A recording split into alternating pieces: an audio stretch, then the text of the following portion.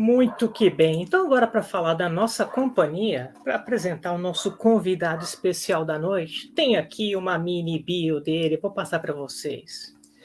O que dizer de PH Santos? PH não é começo e nem fim. Ele está e também é meio. Um meio de ponderação que nos mostra significado nas infinitas nuances onde as cores se misturam e parecem precisar de novos nomes. Por sua lente sensível, vemos o que não enxergávamos, uma vez que costumamos olhar sempre para os extremos, right or left. Rafael deixa o R e o L onde eles devem ficar e mantém seu pH equilibrado. Contrariando a métrica, é um poeta sem verso, pois a prosa lhe basta. Muitas vezes se vê no meio de dois mundos, o nosso e o mundo das ideias. PH perdido e habitando uma vida como ele, com PH de fantástica. Seja bem-vindo, meu amigo. Nossa! Que é isso, se eu soubesse, eu tinha preparado um cordelzinho pra você aqui também, cara. Muito obrigado, primeiro parabéns, César. Parabéns não só pelo seu aniversário, essa pessoa maravilhosa que o senhor é, mas também por esse projeto lindo que assim, me voltou a fazer ler, me voltou a fazer ler Hobbit novamente, né? E acho que de uma maneira diferente, que eu sempre li Hobbit muito apressado. Sim. E dessa vez eu tô lendo semanalmente como se fosse um lançamento de uma série. Talvez seja alguma coisa relacionada com a saudade de Anéis de Poder, pode ser. Mas, enfim, você tá me fazendo ler Hobbit com calma e riscando mais um livro que vai ficar pra posteridade, todo riscado aí, para as pessoas morrerem de dor e sofrimento quando virem. Livro lido tem que ser da sua maneira. Pode ser riscado, pode não ser riscado. E acho que esse é o lance, essa leitura agora é isso, sabe? É aquela pessoa que não tinha essa cadência, vamos na cadência, vamos sem pressa, sem medo também. Tinha gente que tinha medo, achava que Tolkien era complicado. Não. A mesma cadência que a gente está tendo aqui no Hobbit, a gente vai ter a cadência parecida no Senhor dos Anéis. Olha, é para ler sem pressa. Ah, mas vou demorar 2 anos para ler? Tudo bem. Mas a gente vai ler uma baita obra, digerindo e comentando com os amigos. Então a gente não tem que ter pressa, não é verdade? Isso, eu senti um tom de convite. Já é um convite pro próximo? Já é um convite. Sociedade do Anel. Saber. Sociedade do Anel, vamos emendando aí. Aparecendo a oportunidade, a gente fisga você de novo, hein? Liberta já a tua agenda. Não, já tá liberada. Quer dizer, tá liberada porque acredito que não será amanhã, né? Então... Não. A gente vai ter eu vou colocar um hiatozinho de 15 dias, 3 semanas, e a gente deve começar no começo de outubro. Ainda estou fazendo o cronograma aqui, porque o Hobbit ele tá sendo muito teste. Então eu estou vendo, por exemplo, 70 páginas pro Hobbit, o pessoal tá conseguindo. 70 páginas pro Senhor dos Anéis, eu não sei. Não, é porque o ritmo também é diferente, mas é curioso, os capítulos que a gente vai comentar hoje, mais precisamente o capítulo de abertura, o 8º, ele, de todos que eu tava lendo agora e anotando e tudo, eu acho que ele foi o que mais me deu vontade de voltar tão logo para Seus Anéis, assim. Não que ele seja necessariamente Seus Anéis, não é nesse sentido, mas nasce muita coisa. Nascem nomes, nascem ideias. Mudança no Bilbo, né? A grande... Os outros são meio que um aquecimento para o que aí vem, depois em Erebor.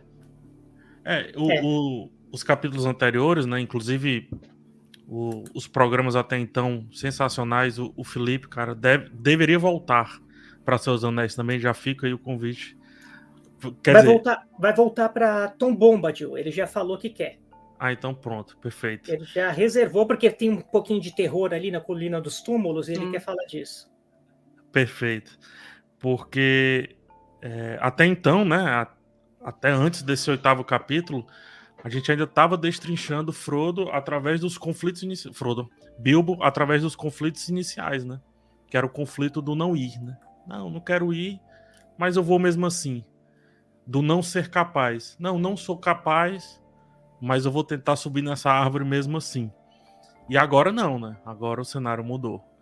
recebeu aí o suco de seus anéis, uma dose de confiança abissal, dada pelo anel. Mas enfim, a gente vai destrinchar. Não, e, inclusive, nós quando acabarmos o capítulo 11, nós vamos perceber que o Bilbo tem que agir porque ele quer voltar para casa e não o contrário. Ele antes, como tu disseste, ele queria ir para casa, não quer fazer nada, não pertence aqui, quer ir voltar para o condado.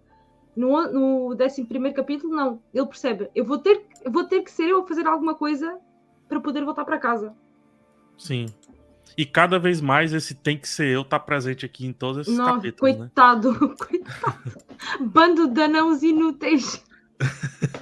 Eu fico imaginando se não fosse o Bilbo. Certo era o Gandalf, né? Exato. Sempre vai ter que ser alguém que não os anãos, né? Tipo, alguém vai ter que resolver. Então, já vi aqui muita gente já animada, já tá com os motores aquecidos aí. Mas por falar em motor aquecido, eu já tô colocando aqui os ois da galera. Mas, PH, eu fiz a sua apresentação, mas nós temos aqui uma telinha chique, olha só. Muito obrigado. Para o pessoal conhecer mais aí, ó, nós temos um super canal no YouTube, nós temos um super Instagram e um livro. PH, por favor. Opa, deixa eu colocar no solo aqui para a gente ver esse livrinho aí. Cadê? Aqui, ó. Solo layout. Olha. Olha só. Ô, PH, já começa falando. O que é o roteiro falado? Cara, o roteiro falado são os roteiros dos meus vídeos que eram falados e agora escritos. Eu escrevo os vídeos que eu faço, né? E eu acompanho séries, acompanho filmes, enfim. Aqui especificamente a Casa do Dragão, que é um co-irmão de Senhor dos Anéis, de certa forma, dentro da fantasia. E como eu acompanho de maneira capitular a série, eu escrevo um textão, praticamente uma crônica para cada episódio. Só que essa crônica ela foi reescrita para caber na voz não mais lida, agora na voz lida por quem comprar o livro, não por mim mais. E então tem alguns textos de apoio também, entrando um pouco em elementos do cinema, fala sobre o tempo, fala sobre o ritmo narrativo, etc. E aqui, junto com o Moacir Fio, a gente fez esse primeiro livro, que você pode conseguir em phsantos.com, super fácil. E lá, quem entrar, já vai ver que tem a pré-venda do próximo livro, que é o do Andor, né? Então, legal. Andor já está lá em pré-venda. Inclusive, assim, tenho muito carinho pelos textos de A Casa do Dragão, mas o do Andor me mudou. E quem lê a introdução desse livro, é impossível não ler o resto do livro. Mas, enfim, é pro futuro. Quando a gente estiver falando de Seus Anéis, eu volto falando desse livro ou de outro, porque Anéis de Poder, inclusive, tá no fluxo também. Ó, caramba. Não, a gente... Pro Andor, com certeza a gente vai falar, porque, Andor é uma baita série. Tu participaste na série e tudo, então. É verdade. Eu tu fui tá lá, safado. Fui o protagonista da série. Tu é super suspeito. E como que você fez esse papo com o Moacir? Porque, assim, você tem um jeito muito peculiar seu de falar. E como que você achou um cara maluco o suficiente para falar, não, eu vou pegar o jeito PH e repaginar? Cara, papo reto, entreguei o filho. Não tem muito segredo, não. Sabe o que é engraçado desses... Só, por favor, uma ilustraçãozinha aqui. Peraí. Da Cairena. Você põe aí? Olha. Por favor. Tá bom assim, ó. Tá bom assim que fica o tamanho da página. Olha só que ilustração bonita da Kai, ó. O livro tá cheio de coisinhas, tá? Cada capítulo tem uma ilustração. Isso aqui é tipo como se fosse uma carta de tarô, ó. Peraí. Olha que legal. Lindo, lindo. Nossa. Com aquela árvore sagrada e tal. Exato, exatamente. Enfim, eu simplesmente peguei meus textos e disse, toma, o filho é teu. Transforma sem me matar. Basicamente, essa é a brincadeira, né? Como é uma ideia que também nasceu ali nas conversas com o Moacir, né, com o Moacir, acho que ficou fácil para ele, porque ele já via ali no acompanhamento o que podia ser feito ou não. E agora, trabalhando o segundo livro, eu vejo que o Moacir deve ter tido um trabalho absurdo, porque o segundo livro eu estou fazendo com o Luiz Carlos, outro editor, e o Luiz Carlos me deu a devolutiva para eu reescrever, né? Ele fez a edição dos textos basais, digamos assim, e me passou para reescrita. E eu não conseguia fazer essa reescrita. Porque é como se eu estivesse matando o PH de setembro de 2022. E de setembro de 2022 para cá, muita coisa mudou, do ponto de vista, inclusive, político também. E o Andor fala sobre isso, com veemência até. Então eu tava matando esse PH e tava querendo responder ou melhorar esse PH, digamos assim. E aí eu disse, peraí. Luiz Carlos, faz o seguinte, vamos na linha que aconteceu com o Moacir. A adaptação para livro é sua. Eu não consigo reescrever. Porque eu tô me destruindo aqui, eu tô me matando, eu tô me aniquilando. Eu não posso, eu não consigo, não dá. E aí eu parto para uma próxima. Então é isso que, mais ou menos, essa dificuldade, digamos assim, de transformar esse texto para livro. De maneira que seja útil para quem já assistiu os vídeos, a série, e para quem quer agora acompanhar as ideias em texto, né? Eu tenho essa teoria, lendo Hobbit, até me veio muito essa questão, que a nossa voz interna, ela não é nem a voz que a gente fala, tampouco as vozes que a gente escuta. Ela se transforma. E eu acredito que aqui se torna muito nosso quando a gente lê, por mais que tenha sido outro que escreveu. Aqui, quando hoje, relendo, com o Bilbo do Martin Freeman na minha cabeça, é evidente que eu vejo o Martin Freeman quando eu tô lendo o Bilbo, mas chega um momento específico da leitura que a voz do Martin Freeman some, que o rosto do Martin Freeman some, e toma de conta aquela sensação que eu tive de antes, de que o Bilbo era tão pequeno, que todo mundo ali era tão pequeno na cabeça do jovem PH, todo mundo ali era tão pequeno, que é óbvio que eles passariam desapercebidos pelos maiores desafios que cruzaram na frente dele. Então vai saindo, o filme vai saindo, a voz que me foi entregue a partir do Peter Jackson, tudo vai sumindo. E eu acredito que quando lê esse livro meu aqui, eu não sei porque eu não leio da mesma maneira que as pessoas vão ler, mas dado alguns feedbacks, o pessoal diz, nossa, eu leio como se fosse a tua voz, no terceiro capítulo eu tô em outro canto, assim. Então acho que essa é a brincadeira aqui do roteiro falado e do meu apreço absurdo pela leitura. Acho que lançar um livro é mais o apreço que eu tenho pela leitura do que eu tenho pela escrita. Eu te pergunto isso porque é muito difícil você passar do oral para prosa. Eu tenho uma dificuldade muito grande com isso. Então, às vezes eu escrevo algumas coisas para editora, ou para amigos, ou para alguns projetos. O pessoal, não, mas você escreve bem. Eu falo assim, eu escrevo bem, não é ótimo. Eu gosto do César orador. E quando eu vou para o papel, eu não chego aonde eu gostaria de chegar. E às vezes eu tenho, mesmo que eu me grave e tente escrever, não é a mesma coisa, porque realmente é uma mídia de origem, e quando você vai para o papel é uma outra mídia. Obviamente você tem todo um histórico de ter feito muitas colunas, né? Você tem esse tipo de histórico, mas eu me vejo, quando eu for fazer o meu livro, ou os livros que eu vou fazer no futuro, eu quero fazer uma parceria. Eu vou precisar de alguém que me ajude nesse processo, e alguém, como você fez, assinar na capa junto. É massa demais, cara. Eu acho, assim, o segundo vai sair só com o meu nome e eu fico aperreando o Luiz Carlos. Luiz Carlos, você tem que ir como coautor. Não, eu sou editor. Ele fala, sou editor. Não, bora. Coloca lá aí, Luiz Carlos. Não, sou editor. Porque eu acho muito massa esse trabalho a dois, assim. Uma das obsessões que eu tive, né, ao fazer esses livros e tudo, tô escrevendo já outros livros, outro de ensaios e tudo, esse inédito nesse sentido. E uma obsessão que eu tive foi de ver a relação dos autores com os editores.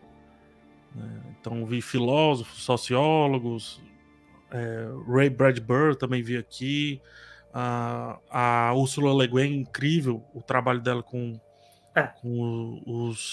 as editoras e editores que ela teve. E é muito interessante como um nome assina, mas muitos nomes participam.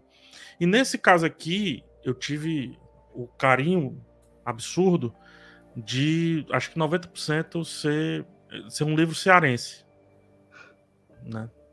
90% do livro ele é cearense, ele é impresso aqui. Os artistas, só um não é daqui. A capa é daqui, uma capa bela, por sinal, do Bosco. Capa belíssima, eu acho. Eu adorei também. O design é daqui, o Moacir é daqui, tudo é daqui. A distribuição do livro é daqui, da Reboot Comics. Então, cara, eu acho que tem muitos nomes, sabe? Muita gente aí. Nunca é sozinho, por mais que seja só um assinando. Até quando é independente, tem muita gente. Sim, tem. Não, Então você não vai ficar só não nesse rolê aí. O lance do livro é muito trabalho para chegar na mão de alguém. Nossa, é impressionante. E é por isso que o livro é uma das coisas mais mágicas. Carl Sagan já falava, né? Carl Sagan é a prova que os homens fazem mágica. Eu publiquei um conto, né? Por conta desse livro. Chama Atire-se, o conto. Eu acho que já tá na Amazon. Esse conto, ele foi lido, como a personagem principal ela é uma mulher, e foi escrito por um homem, no caso eu, ele foi lido por 6 mulheres.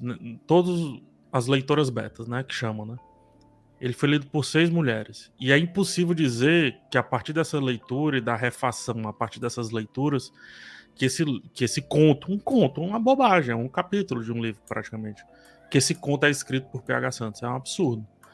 É assim que o meu Fusca anda, como diria o gladiador, mas é muito nome, Cezinha. Você é uma manufatura assim de sozinho, não sei. Tolkien mesmo não escreve sozinho, né?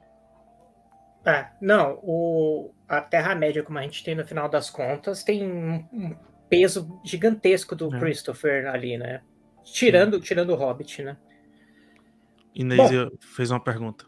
Assim, ia te perguntar como é que se chama o conto que tu escreveste? Atire-se. Eu não sei se ele já tá liberado na Amazon, porque primeiro foi mandado para quem comprou antecipado o livro, né? No financiamento coletivo. Mas em breve estará. Atire-se. De atirar-se. De atirar-se, exatamente. Atire-se. Então, temos aí roteiro falado, ou seja, PH Santos transformou episódios em capítulos. Então você tem aí roteiro falado, A Casa do Dragão, tá vindo mais aí, tá vindo Andor, pode ser que venham outras coisas, tem o Atire-se, que vai estar, se não estiver disponível na Amazon, já vai estar.